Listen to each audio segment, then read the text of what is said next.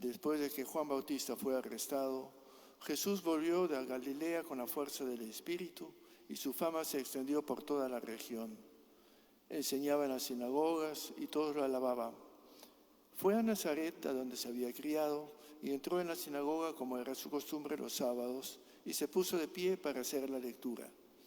Le entregaron el libro del profeta Isaías. Desenrollándolo, encontró el pasaje donde estaba escrito: El Espíritu del Señor está sobre mí porque Él me ha ungido. Me ha enviado para anunciar la buena noticia a los pobres, para anunciar a los cautivos la libertad y a los ciegos la vista, para dar libertad a los oprimidos y anunciar el año de gracia del Señor. Enrollando el libro, Jesús lo devolvió al que le ayudaba y se sentó. Todos en la sinagoga tenían los ojos fijados en él y se puso a decirles: Hoy se cumple esta escritura que acaban de oír. Es palabra del Señor.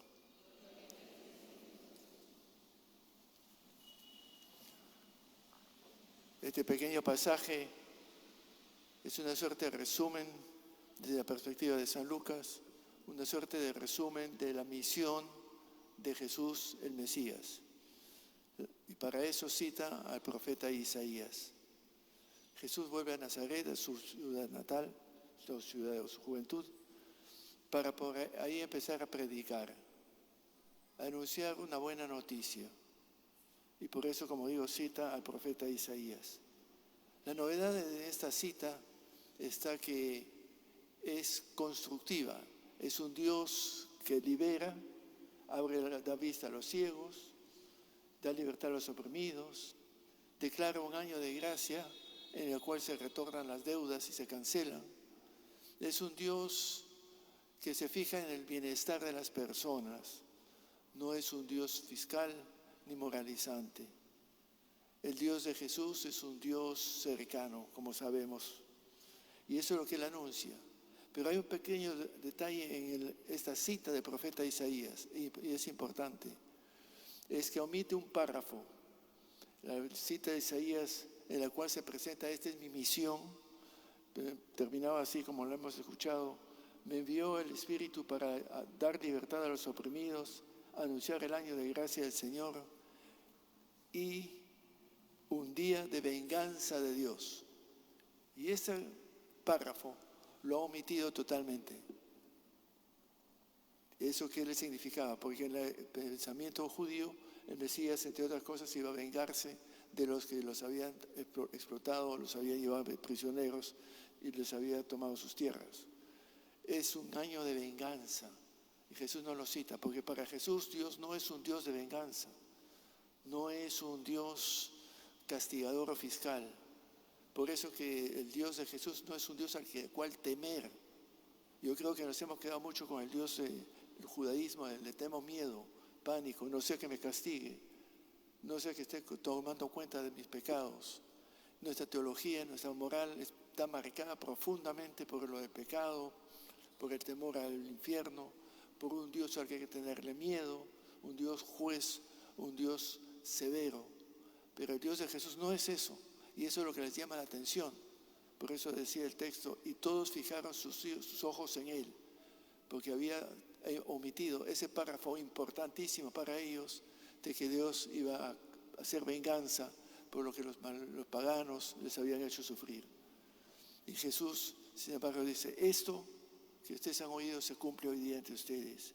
¿Qué es lo que se cumple entre nosotros? Que reina la paz, que reina el perdón, que reina la fraternidad.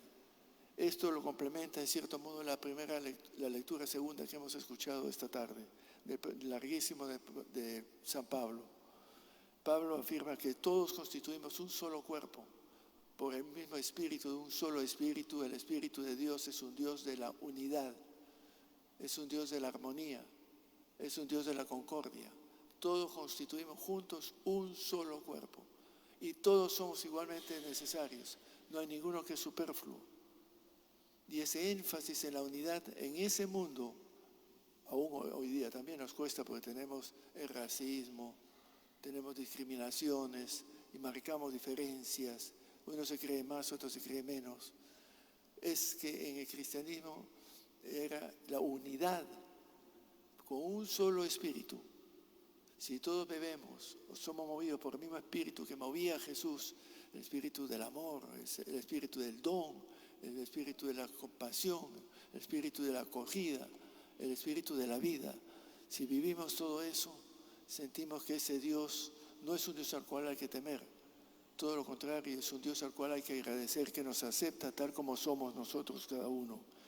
Y San Pablo insiste largamente que por el mismo espíritu que los cristianos poseemos, ese espíritu que movía a Jesús, el espíritu, como digo, de la compasión, el espíritu de la unidad, ese espíritu hace que la comunidad cristiana sea un solo cuerpo, porque hay un solo Dios, un solo Padre, un solo Señor y un solo bautismo. Ese énfasis en la unidad, y eso es algo que se ha perdido. Estamos cada vez más desunidos, estamos incluso polarizados, incluso en el campo de lo religioso, que si conservador, que si liberal, que si cree o no cree, que si va o no va a misa, que si así o asá, y tenemos todo un esquema cuadriculado en el cual nos metemos y metemos a las otras personas. Para Pablo y como para Jesús, el mundo debería unirse en torno a un solo elemento, que lo sabemos también en teoría, pero que nos cuesta vivirlo: el amor. Por eso, después de ese pasaje de San Pablo, a continuación vendrá el famoso que ustedes también conocen, que se lee en los matrimonios. Ya podría yo tener, pero si no tengo amor. Ya podría yo hacer, si no tengo amor. Nos invita a pensar si es que tenemos ese amor. Ese es lo que llamamos un carisma. El carisma es un don dado para construir, para unir, para elevar, para armonizar. Es un don, si viene de Dios, une. Si no une, no es. Puede ser brillante tu idea, puedes haber formado un club interesante, pero no tiene nada que ver con Dios. El Dios que une es el Dios del amor, de la sencillez, del servicio. El don del carisma más importante que podemos tener es el don de la fraternidad y ser capaces de darnos y escucharnos mutuamente. En esta Eucaristía vamos a pedirle al Señor que nos ayude a dejar de lado lo que nos puede mantener distantes o separados, lo que sobre todo nos oponga, y pedirle al Señor que nos ayude a poner por delante los valores de la unidad, no la uniformidad, la unidad. La unidad se da desde el punto de vista del amor, de la entrega, de la acogida. Que pienses lo que pienses, y de derecha o de izquierdas no me interesa. Lo que pregunto es si es que somos realmente hermanos y hermanas, porque hijos de un solo Dios, movidos por un mismo espíritu y guiados por un único maestro. Si es que fuera así, no tendríamos todos los problemas que tenemos, que cada vez más nos saltan a la vista en nuestra iglesia y en el cristianismo. Pidamos al Señor que nos dé ese don de ser elementos de unidad, de unificar, de acoger, de perdonar, de recibir. Pidamos por esa gracia este fin de semana al Señor.